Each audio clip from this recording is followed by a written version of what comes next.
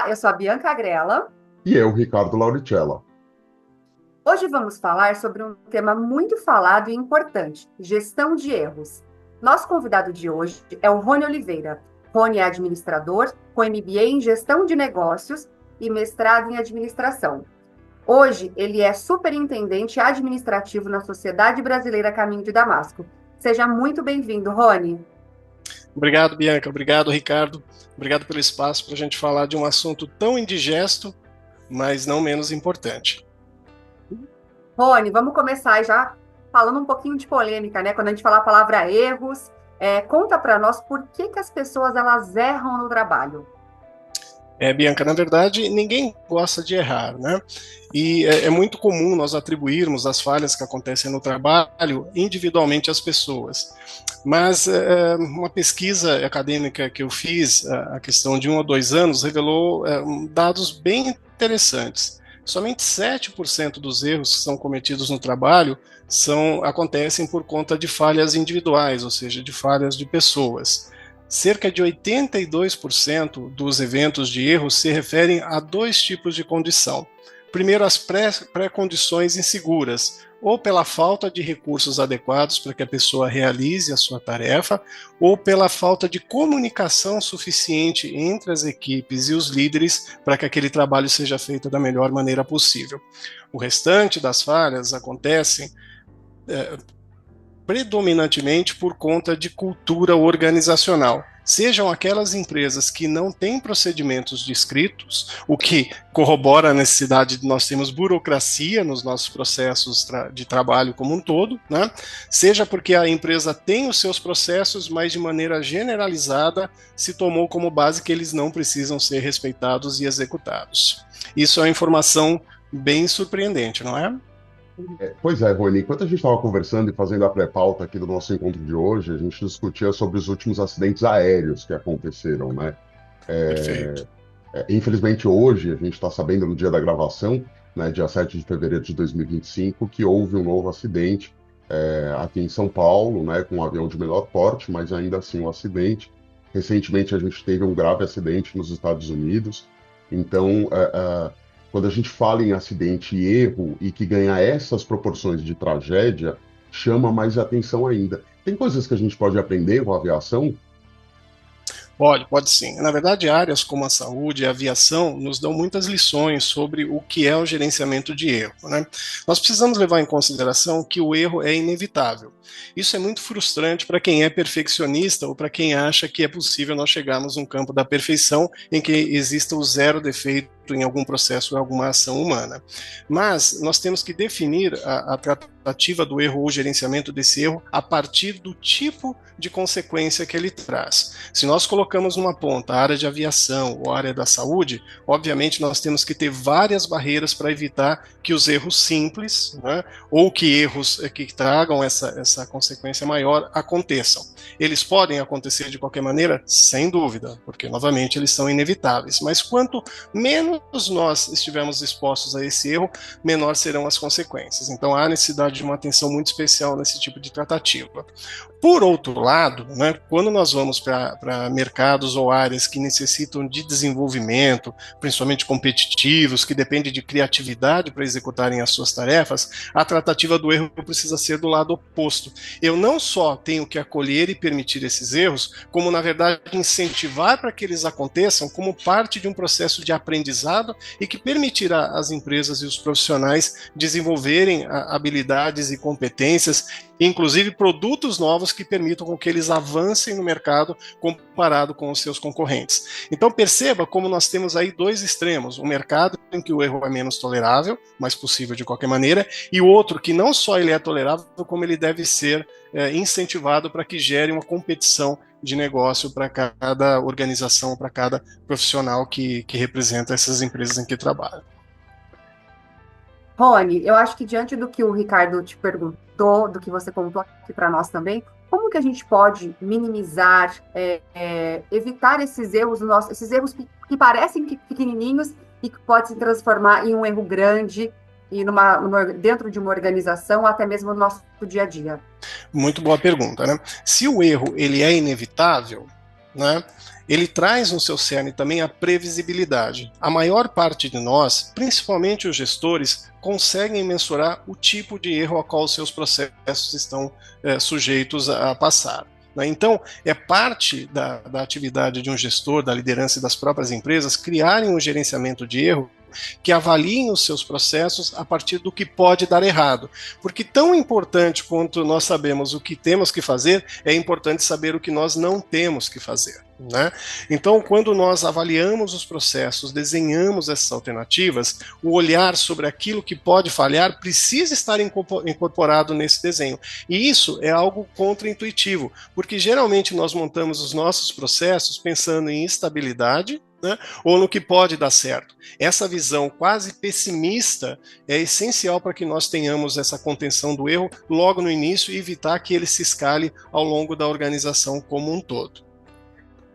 E aí tá me trazendo de volta aqui o início da tua primeira resposta, quando você fala sobre a questão da burocracia, né, o que os processos trazem. O que a gente pode aprender com os processos, né, até onde os processos são burocratização e dificuldade, né, para trazer dificuldade para o colaborador, e no que eles podem ajudar.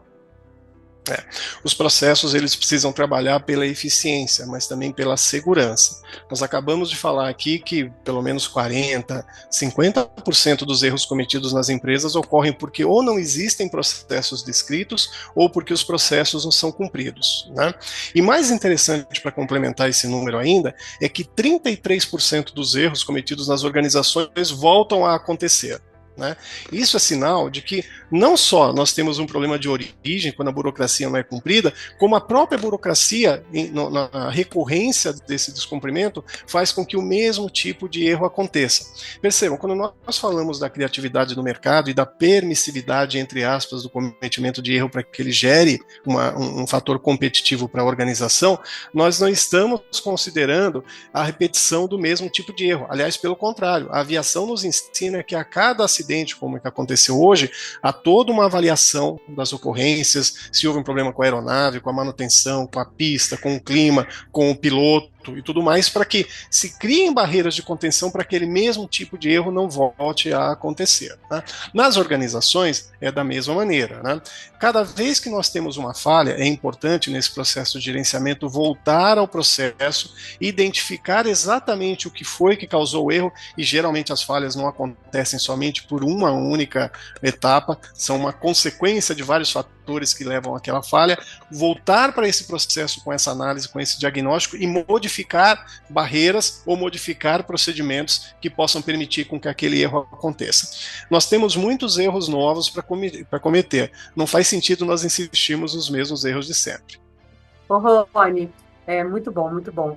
E qual é a dica para a gente minimizar esses erros que você deixa aqui para os nossos ouvintes? Ok, perfeito. Inicialmente, desmistificar a questão de que somente as pessoas erram.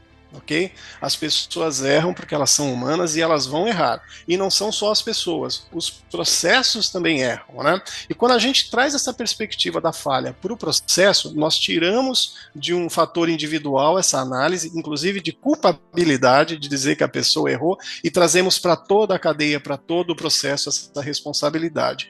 Do gestor que desenhou a forma de se executar uma tarefa, até a pessoa que não conseguiu, por qualquer motivo, executá-la, seja por falta de recursos, seja pela cultura organizacional, seja pela falta de comunicação. Fazer essa análise completa de por que a empresa está errando, posteriormente a identificação dos seus erros, é essencial para que a gente tenha ações contínuas de melhoria, que se reapliquem, que retroalimentem os processos, para que de novo passemos a errar coisas novas. E cada vez mais minimizar os ruídos, né? Porque, na verdade, né, se nós focamos demais nos culpados, nós perdemos tempo em achar quem cometeu o erro e deixamos de lado o que deveria estar investido em evitar que o mesmo erro aconteça. Né? Então, é desagradável, o desconfortável para quem cometeu a falha ter a culpa exclusiva do que foi que aconteceu. Isso causa desmotivação, isso causa a possibilidade da pessoa esconder os erros que vão acontecer lá para frente, e isso causa o bloqueio ou a estagnação do crescimento da organização. Se nós temos um ambiente de trabalho em que as pessoas sabem que podem cometer e as empresas acolhem esse erro como uma possibilidade inevitável, começamos aí a ter uma evolução dos processos de trabalho. E eu diria que hoje, né, em qualquer ramo, seja aviação, saúde, agências de publicidade, seja lá o que for, se nós não entendemos o erro como algo inevitável e ele não for gerenciado, gradativamente nós vamos perdendo sustentabilidade das empresas. E por vezes somos surpreendidos por erros que começaram pequenininhos e que se tornaram gigantes, sem a possibilidade de uma tratativa interna, né, e que pode prejudicar a própria existência da organização. Perfeito, muito bem. Eu acho que é buscar cada vez mais essa comunicação assertiva e, consequentemente, vamos minimizar, né, esses erros que podem começar pequenininho e podem se transformar em erros grandes, né?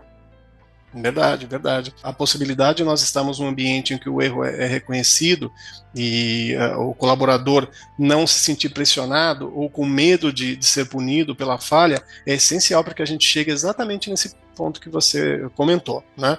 Porque se ele tem medo de uma falha pequena, né? Esqueci um documento, né? Quem dirá quando houver uma falha maior que poderia ser evitada em termos de consequência lá na frente, né? Isso não é algo que você personaliza na pessoa, isso é algo que você personaliza na cultura. Imagina na área da saúde, né? Se um profissional percebe uma chance de erro e tem essa abertura de discutir isso, ele já pode comentar com a chefia, pode comentar com a liderança essa falha, e a liderança entender que, apesar daquele erro não ter sido cometido, ele pode acontecer. Né? Então, a partir desse momento, quando nós identificamos a possibilidade do erro e não a sua constatação, já há uma responsabilidade compartilhada de fazer algo para que aquilo não aconteça.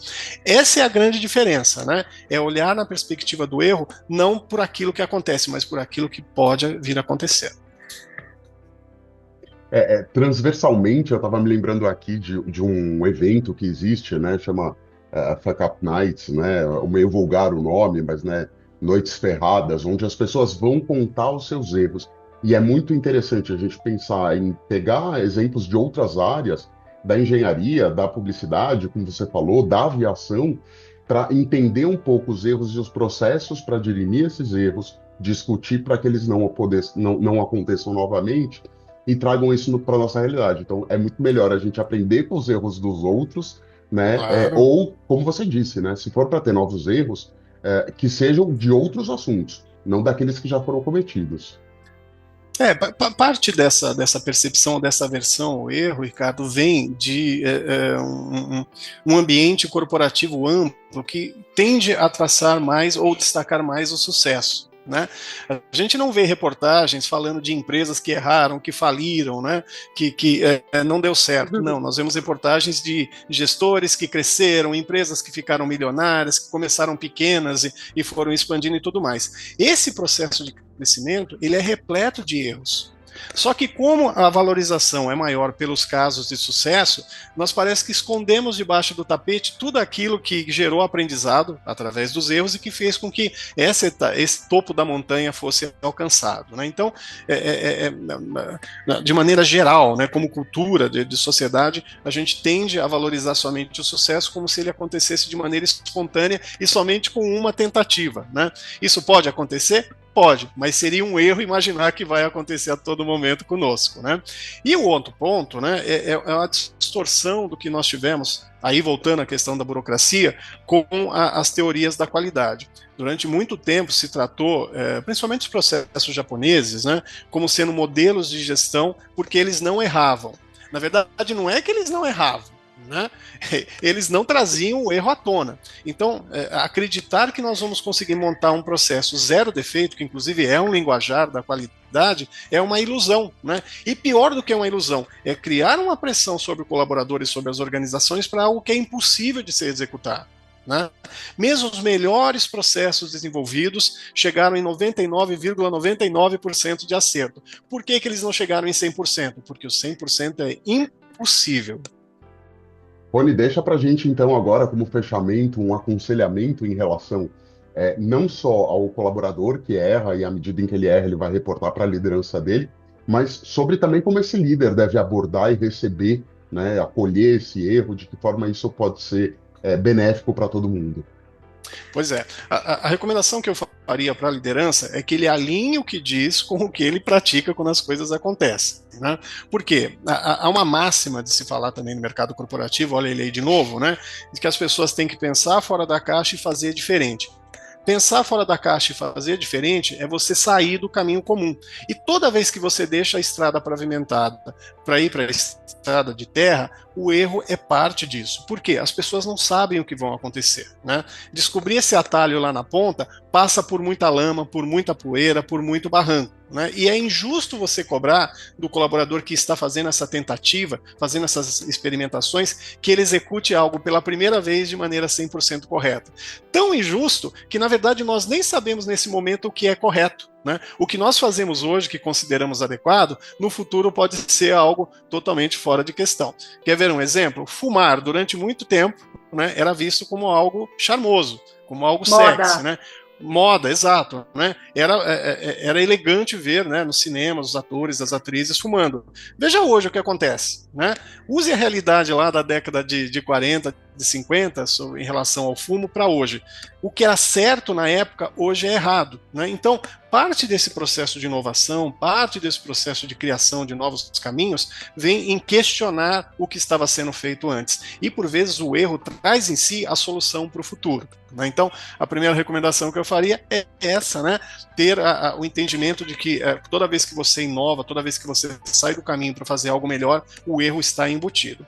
A segunda dica é que o gestor, o líder, perceba que a falha, novamente, é produto, né, desse momento de ousadia e que ele não exija do colaborador a perfeição que ele não pediu no começo. Olha, se eu pedir para que a pessoa faça fora da caixa, se ela faça diferente, né, eu não posso exigir parâmetros diferentes de análise dele lá na ponta final. Eu não posso pedir ousadia aqui e perfeição do lado de cá. Né? É preciso alinhar, inclusive incentivar a pessoa a continuar cometendo esses erros de uma maneira confortável, de uma maneira que ele se sinta apto a usar, para evitar que na primeira cacetada que ele tome do gestor, ele já não passe a usar mais. Você falou, bom, se toda vez que eu ouso, né, eu recebo uma reprimenda, por que eu vou insistir?